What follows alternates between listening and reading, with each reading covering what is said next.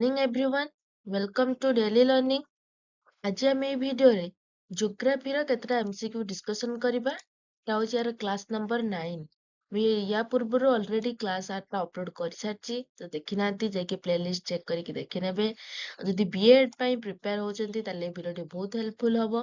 ତା ସହିତ OSSC, PO, junior assistant ଏ ପାଇଁ ବି ଯଦି ପ୍ରିପେୟାର ହଉଛନ୍ତି ତାହେଲେ ଏ ଭିଡିଓଟି ବହୁତ ହେଲ୍ପଫୁଲ ହବ। ଆଉ ବିଏଡ୍ ସିଲାବସର ଯୋଉ ହିଷ୍ଟ୍ରି, ଟିଚିଂ ଆପ୍ଟିଟ୍ୟୁଡର କ୍ଲାସ ମୁଁ ଅଲରେଡି କରିସାରିଛି, ତ ଦେଖିନାହାନ୍ତି ଦେଖିନେବେ। ତ ଫାର୍ଷ୍ଟ କ୍ୱେଶ୍ଚନ କଣ ଦେଖିବା? ଫାର୍ଷ୍ଟ କ୍ୱେଶ୍ଚନ ଦେଇଛି ହୁ ଇଜ ନୋନ୍ ଆଜ ଦ ଫାଦର ଅଫ ଚିପକୋ ମୁଭମେଣ୍ଟ। ଏଇ ଯୋଉ ଚିପକୋ ମୁଭମେଣ୍ଟ ହେଇଥିଲା, ଚିପକୋ ମୁଭମେଣ୍ଟର ସେ ପଚାରୁଛି ଏଠି କିଏ ଫାଦର କିଏ ବୋଲି ପଚାରୁଛି। ଅପସନ କଣ ଅଛି? ଅପସନ ଅଛି ମେଧା ପାଟକର, ସୁନ୍ଦରଲାଲ ବହୁଗୁଡା, ମହାତ୍ମା ଗାନ୍ଧୀ ନା ବାବା ଆମ୍ଟେ। ଏଠି ଉତ୍ତର କୋଉଟା ହବ? ଏଇ ସୁନ୍ଦରଲାଲ ବହୁଗୁଡା ଯୋଶୀଙ୍କୁ କଣ କୁହାଯାଏ ନା ଫାଦର ଅଫ ଚିପକୋ ମୁଭମେଣ୍ଟ, ବା ଯୋଉ ଚିପକୋ ମୁଭମେଣ୍ଟର ଲିଡର କିଏ ଥିଲେ? ଏଇ ସୁନ୍ଦରଲାଲ ବହୁଗୁଣା ଯୋଶୀ। ତାପରେ ଅଛି କଣ ନା ଯୋଉ ଚିପକୋ ମୁଭମେଣ୍ଟ ଟା କଣ ଥିଲା ନା ଚିପକୋ ମୁଭମେଣ୍ଟ ହେଇଥିଲା 1973 ରେ। ମତେ ପଚାରିବେ କେବେ ହେଇଥିଲା ନା 1973 ରେ ହେଇଥିଲା। ସେ ଯୋଉ ଗଛ କଟା ଯାଉଥିଲା, ସେ ଲୋକମାନେ କଣ କରୁଥିଲେ ନା ଗଛକୁ ଜାବୁଡି ଧରିକି ରହୁଥିଲେ, ସେ ତାକୁ କାଟିବାକୁ ଦଉନଥିଲେ। ଏଇଟାକୁ ହିଁ କୁହାଯାଉଥିଲା କଣ ନା ଚିପକୋ ମୁଭମେଣ୍ଟ। ଆଚ୍ଛା, ଏଇଟା କୋଉ ଷ୍ଟେଟ ରେ ହେଇଥିଲା? ଉତ୍ତରାଖଣ୍ଡ ରେ ହେଇଥିଲା। ୟା ଯଦି ନେଇଥିଲେ କିଏ ଲିଡର କିଏ ଥିଲେ? ସୁନ୍ଦରଲାଲ ବହୁଗୁଣା। ଏଠି 3ଟା କ୍ୱେଶ୍ଚନ ପଚାରିପାରେ। ଚିପକୋ ମୁଭମେଣ୍ଟ କୋଉ ଷ୍ଟେଟ ରେ ହେଇଥିଲା? ଉତ୍ତରାଖଣ୍ଡ ରେ ହେଇଥିଲା। କେବେ ହେଇଥିଲା? 1973 ରେ ହେଇଥିଲା। କିଏ ଲିଡର ଥିଲେ? Sundarlal Bahuguna. Next question, what is the main purpose of Chipko movement? Chipko movement ର ମେନ୍ ପର୍ପୋଜ କଣ ବୋଲି ପଚାରୁଛି। To increase tourism, to protect trees from being cut, to build dam ନା ଟୁ କନଷ୍ଟ୍ରକ୍ଟ ରୋଡ। ଏଠି ଉତ୍ତର କୋଉଟା ହବ ନା to protect trees from being cut. ମାନେ ଯୋଉ ଗଛ ଗୁଡାକୁ କଟା ଯାଉଛି, କେମିତି ଗଛ ଗୁଡିକୁ ନ କଟା ହବ ବା ନ କାଟିକି ଗଛକୁ ସୁରକ୍ଷା ଦବା, ସେଇ ଉପରେ ହିଁ ଚିପକୋ ମୁଭମେଣ୍ଟ ଟା ହେଇଥିଲା। ଟୁରିଜିମ ଇନକ୍ରିଜ ପାଇଁ ନଥିଲା, କି ବିଲ୍ଡ ଡ୍ୟାମ ପାଇଁ ନଥିଲା, କି ରୋଡ କନଷ୍ଟ୍ରକ୍ସନ ପାଇଁ ହେଇନଥିଲା। କାହିଁକି ନା ଗଛକୁ କେମିତି ନ କଟାଯିବ, ସେଥିପାଇଁ ସେ ଗଛକୁ କଣ କରୁଥିଲେ ନା ଜାବୁଡି ଧରିକି ଧରୁଥିଲେ ବା କୁଣ୍ଢେଇ ଧରିକି ଧରୁଥିଲେ, ଯୋଉଥିପାଇଁ କି ଗଛ ଗୁଡିକୁ କଟା ଯାଇପାରିଲାନି। Chipko movement mainly focus on, ଏଇ ଚିପକୋ ମୁଭମେଣ୍ଟ ଟା କାହା ଉପରେ ବେଶୀ ଫୋକସ କରିଛି? Wildlife conservation, water conservation, forest conservation ନା ଏୟାର ପଲ୍ୟୁସନ। ଏଠି ଉତ୍ତର କୋଉଟା ହବ? ଏଇ ଫରେଷ୍ଟ କନଜରଭେସନ ଉପରେ ହିଁ ଏଇ ଚିପକୋ ମୁଭମେଣ୍ଟ ଟା ବେଶୀ ଫୋକସ କରିଛି। ନେକ୍ସଟ କ୍ୱେଶ୍ଚନ କଣ ଦେଇଛି? What does the word Chipko mean? Chipko ମାନେ କଣ? ଚିପକୋ ମାନେ to cut, to plant, to hug ନା ଟୁ ବର୍ନ। ଏଠି ଉତ୍ତର କୋଉଟା ହବ? ଚିପକୋ ମାନେ ଟୁ ହଗ। ଚିପକୋ ମୁଭମେଣ୍ଟ ଟା କୋଉଠି ହେଇଥିଲା? ଉତ୍ତରାଖଣ୍ଡ ରେ ହେଇଥିଲା, 1973 ରେ ହେଇଥିଲା। ଆଉ ୟାର ଲିଡର କିଏ ଥିଲେ? ସୁନ୍ଦରଲାଲ ବହୁଗୁଣା ଯୋଶୀ ଥିଲେ। ଆଉ ଚିପକୋ ମାନେ ହଉଛି କଣ ନା to hug. Chipko movement organised in which Indian state? କୋଉ ଷ୍ଟେଟ ରେ ହେଇଥିଲା? ହିମାଚଳ ପ୍ରଦେଶ, ଉତ୍ତରାଖଣ୍ଡ, ବିହାର ନା ରାଜସ୍ଥାନ। ଏଠି ଉତ୍ତର କୋଉଟା ହବ? ଏଇ ଉତ୍ତରାଖଣ୍ଡ ରେ ହିଁ ଏଇ ଚିପକୋ ମୁଭମେଣ୍ଟ ଟା ହେଇଥିଲା। କୋଉଠି ହେଇଥିଲା? ଏଇ ଉତ୍ତରାଖଣ୍ଡ ରେ। ନେକ୍ସଟ କ୍ୱେଶ୍ଚନ ଦେଖିବା କଣ ଦେଇଛି। Chipko movement started in which year? Chipko movement କେବେ ଷ୍ଟାର୍ଟ ହେଇଥିଲା? ମୁଁ ନିହାତି 3 ଥର ଖଣ୍ଡେ କହିସାରିଲିଣି। କେବେ ହେଇଥିଲା? 1973। 1973 ରେ ହିଁ ଚିପକୋ ମୁଭମେଣ୍ଟ ଟା ଆରମ୍ଭ ହେଇଥିଲା। ନେକ୍ସଟ କ୍ୱେଶ୍ଚନ ଦେଖିବା।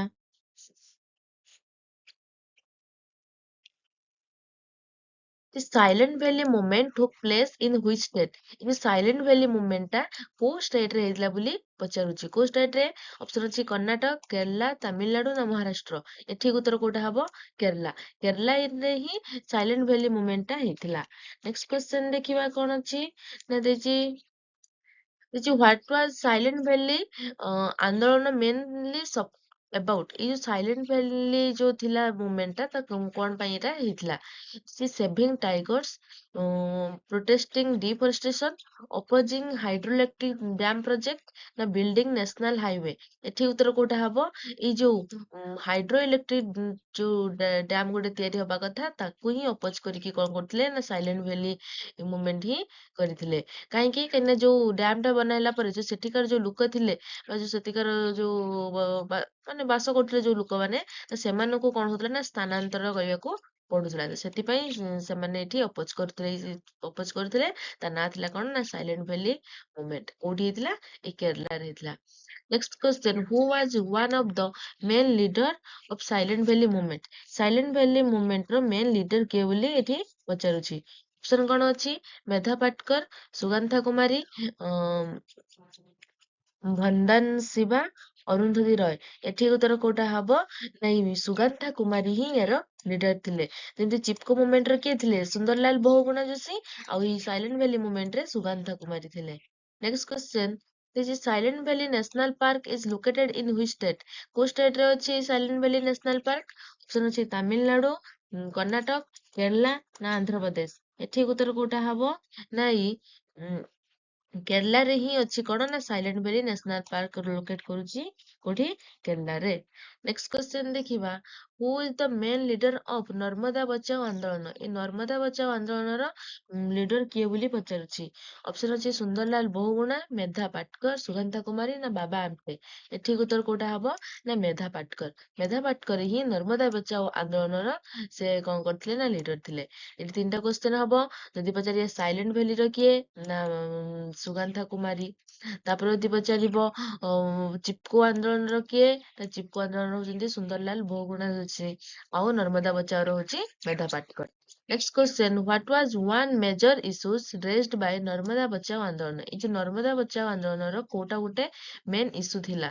Pollution of rivers, displacement of villagers and tribals, ତାପରେ ପୋଚିଂ ଅଫ ଏନିମାଲ୍ସ ନା ସର୍ଟେଜ ଅଫ ରେନଫଲ। ଏଠି ଉତ୍ତର କୋଉଟା ହବ?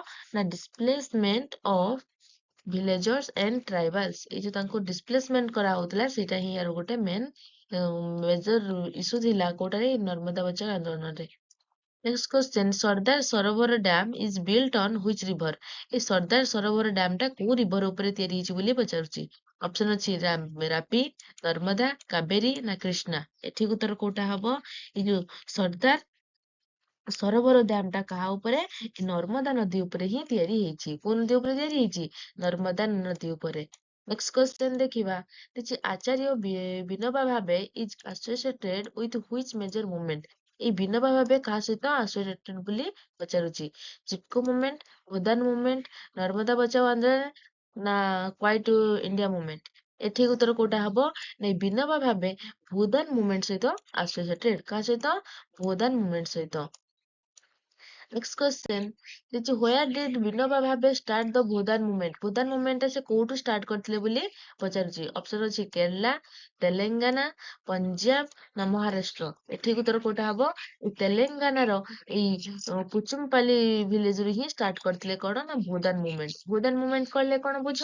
ନା ଯୋଉମାନେ ଗରିବ ବା ଯୋଉମାନଙ୍କର ଜମି ନାହିଁ ସେମାନଙ୍କୁ ହିଁ ଜମି ଦେବା, ଭୂ ଦାନ କରିବା। ଭୂଦାନ ମାନେ କଣ? ଜମି କିଛି ଦାନ କରିବା। Next question, what was the main M of the Bhoodan movement? Bhoodan movement ର ଏମ୍ କଣ ଥିଲା ବୋଲି ପଚାରୁଛି? ଲିଡର କିଏ ଅଛନ୍ତି? ନା ବିନୋବା ଭାବେ ଥିଲେ। ଆଉ ୟାର ଏମ୍ କଣ? ନା ଟୁ ପ୍ଲାଣ୍ଟ ମୋର ଟ୍ରିଜ୍, ଜମା ନୁହଁ। ଟୁ ପ୍ରମୋଟ ଏଜୁକେସନ ନା ଟୁ ବିଲ୍ଡ ଡ୍ୟାମ। ଏଠି ଉତ୍ତର କୋଉଟା ହବ? ନା to donate land to landless people. ଯୋଉମାନଙ୍କର ଜମି ନାହିଁ ସେମାନଙ୍କୁ ହିଁ ଜମି ଦବା ଯୋଉ ମୁଭମେଣ୍ଟ ହେଇଥିଲା ସେଟାକୁ କଣ କୁହାହଉଥିଲା? ନାଇଁ, Bhoodan movement. Next question, which was the first state in India to make rooftop rainwater harvesting compulsory? এই যে rooftop water ହାର୍ଭେଷ୍ଟିଂ ଏଠି କୋଉ କୋଉ ଷ୍ଟେଟ ରେ ପ୍ରଥମେ ଲାଗୁ ହେଇଥିଲା ବୋଲି ପଚାରୁଛି? ଅପସନ ଅଛି କେରଳା, ରାଜସ୍ଥାନ, ତାମିଲନାଡୁ ନା ପଞ୍ଜାବ। ଏଠି ଉତ୍ତର କୋଉଟା ହବ? ଏଇ ତାମିଲନାଡୁରେ ହିଁ ପ୍ରଥମେ କଣ ରେନ୍ ୱାଟର ହାର୍ଭେଷ୍ଟିଂ ଯୋଉ ରୁଫଟପ୍ ରେନ୍ ୱାଟର ହାର୍ଭେଷ୍ଟିଂ କୁ କମ୍ପଲସରି କରାଯାଇଛି। କଣ ନା ବର୍ଷା ଯୋଉ ହଉଛି ଛାତ ଉପରେ ଯୋଉ ଅଛି ଗୋଟେ ପାଇପ୍ ମାଧ୍ୟମରେ ଗୋଟେ ଟାଙ୍କିରେ ଆଣିକି ରଖାଯିବ, ଯୋଉଥିପାଇଁ କି ବର୍ଷା ଜଳକୁ ସୁରକ୍ଷା ବା ସଂଗ୍ରହ କରାଯିବ ଆଉ ତାକୁ ପଛରେ ଅଲଗା ଅଲଗା କାମରେ ବ୍ୟବହାର କରିବା। ସେଟାକୁ କଣ କୁହନ୍ତି? ନା roof top rain water harvesting. ପ୍ରଥମେ କୋଉଠି କମ୍ପଲସରି ହେଇଛି? ତାମିଲନାଡୁରେ। ନେକ୍ସଟ କ୍ୱେଶ୍ଚନ ଦେଖିବା, roof top rain water harvesting become compulsory in Tamil Nadu in which year? କେବେ ଏଟା କମ୍ପଲସରି ହେଲା ବୋଲି ପଚାରୁଛି? 1995, 2001, 2003 ନା 2010। ଏଠି ଉତ୍ତର କୋଉଟା ହବ? ଏ 2001 ମସିହାରେ ଏଇଟା କମ୍ପଲସରି ହେଲା। କେବେ ହେଲା? 2001ରେ। ପ୍ରଥମେ କୋଉଠି ଲାଗିଲା? ଏ ତାମିଲନାଡୁରେ ହିଁ ପ୍ରଥମେ କମ୍ପଲସରି କରାଗଲା। କିଛି bamboo drip irrigation is mainly practised in which Indian state? ଏଇ ଯୋଉ ବାମ୍ବୁ ଡ୍ରିପ୍ ଇରିଗେସନ ଟା କୋଉ ଷ୍ଟେଟ ରେ ଲାଗୁ ହେଇଛି ବୋଲି ପଚାରୁଛି ବା କୋଉ ଷ୍ଟେଟ ରେ କରାଯାଏ? ଅପସନ ଅଛି କେରଳା, ଗୁଜରାଟ, ମେଘାଳୟ ନା ପଞ୍ଜାବ। ଏଠି ଉତ୍ତର କୋଉଟା ହବ? ନାଇଁ, ମେଘାଳୟରେ ହିଁ ବାମ୍ବୁ ଡ୍ରିପ୍ ଇରିଗେସନ ପ୍ରୋଜେକ୍ଟ ଟା ଯୋଉ କରାଯାଉଛି। Next question, what is the main purpose of subsistence farming? A subsistence farming the main purpose कौन? To export crops, to produce crops for sale, to meet the family basic needs ନା to supply industries. ଏଠିକି ଉତ୍ତର କୋଉଟା ହବ? ଏଇ subsistence farming ହଉଛି ନା ଆମର ଯୋଉ ପରିବାର ଯୋଉ ମୌଳିକ ଆବଶ୍ୟକତା ପୂରଣ କରିବା ପାଇଁ ଯୋଉ ଚାଷଟା କରାଯାଏ ସେଇଟା ହଉଛି subsistence farming. ଯେମିତି ଲୋକମାନେ ଚାଷ କରୁଛନ୍ତି ଅଳ୍ପ ନିଜ ଜମିରେ ଅଳ୍ପ ଅଳ୍ପ ଚାଷ କରୁଛନ୍ତି ସେଇଟା ହିଁ ହଉଛି subsistence farming. Next question, what is the main aim of commercial farming? Commercial ଆମେ ନାଁରୁ ହିଁ ଜାଣିପାରୁଛନ୍ତି ଏଇଟା ଗୋଟେ business purpose ରେ ହିଁ ହେଇଥିବ. This is to produce food for family need. ଆଉ family ପାଇଁ ଯୋଉଟାକୁ ଆମେ କରିଥାନ୍ତି ସେଟାକୁ କୁହନ୍ତି subsistence need. To improve soil fertility. ତାପରେ ହଉଛି to grow crops for sale and profit ନା to conserve water. ଠିକ ଉତ୍ତର କୋଉଟା ହବ ନା to grow crops for sale and profit. ଏଇ ଯୋଉ ବିକିକି ଲାଭ କରିବା ପାଇଁ ଯୋଉ ଚାଷଟା କରାଯାଏ ସେଟାକୁ କୁହନ୍ତି କଣ commercial farming. Which of the following is not a plantation crop? A plantation crop ବିଷୟରେ ମୁଁ already ଭିଡିଓରେ ଅପଲୋଡ କରିସାରିଛି ଯଦି ଦେଖିନାହାନ୍ତି ଯାଇକି ଦେଖିନେବେ ବହୁତ ଭଲ ଭାବରେ ବୁଝା ହେଇଛି। ଅପସନ ଦେଇଛି କଣ ଟି କଫି ହୁଇଟ୍ ରବର ସେ ପଚାରୁଛି ନଟ୍ ଏଙ୍କ ଭିତରୁ କୋଉଟା ନୁହଁ ପ୍ଲାଣ୍ଟେସନ ଏଠିକ ଉତ୍ତର କୋଉଟା ହବ ଏଇ ହୁଇଟ୍ ଟା ଗୋଟେ ପ୍ଲାଣ୍ଟେସନ ଯୋଉ କ୍ରପ ହବ ନାହିଁ। Next question kharif crop are sown in which season ଏଇ ଖରିଫ କ୍ରପ ଟା କୋଉ ସିଜନ ରେ ତାକୁ ବୁଣା ଯାଏ ସୋନ୍ ମାନେ କଣ ବୁଣା ଯାଏ ଅପସନ ଅଛି ୱିଣ୍ଟର ମନସୁନ ସମର ନା ସ୍ପ୍ରିଙ୍ଗ ଖରିଫ ଫସଲ କେବେ କରାଯାଏ ନାଇଁ ମନସୁନ ରେ ହିଁ ଧାନ ଚାଷ ଯୋଉ କରାଯାଏ କୋଉଟା ଖରିଫ ଫସଲ ଟା କରାଯାଏ।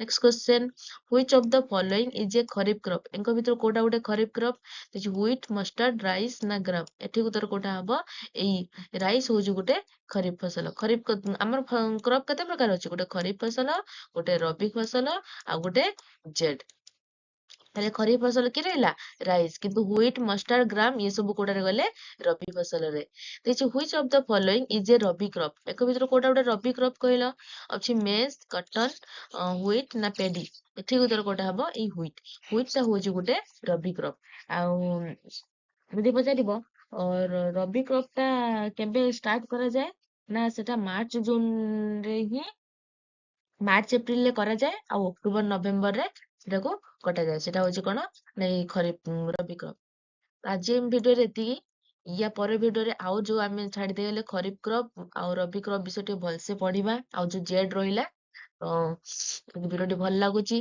ତାକୁ ଲାଇକ୍ କରନ୍ତୁ ଚ୍ୟାନେଲଟିକୁ ସବସ୍କ୍ରାଇବ କରନ୍ତୁ ସାଙ୍ଗମାନଙ୍କ ସହିତ ସେୟାର କରନ୍ତୁ thank you like and subscribe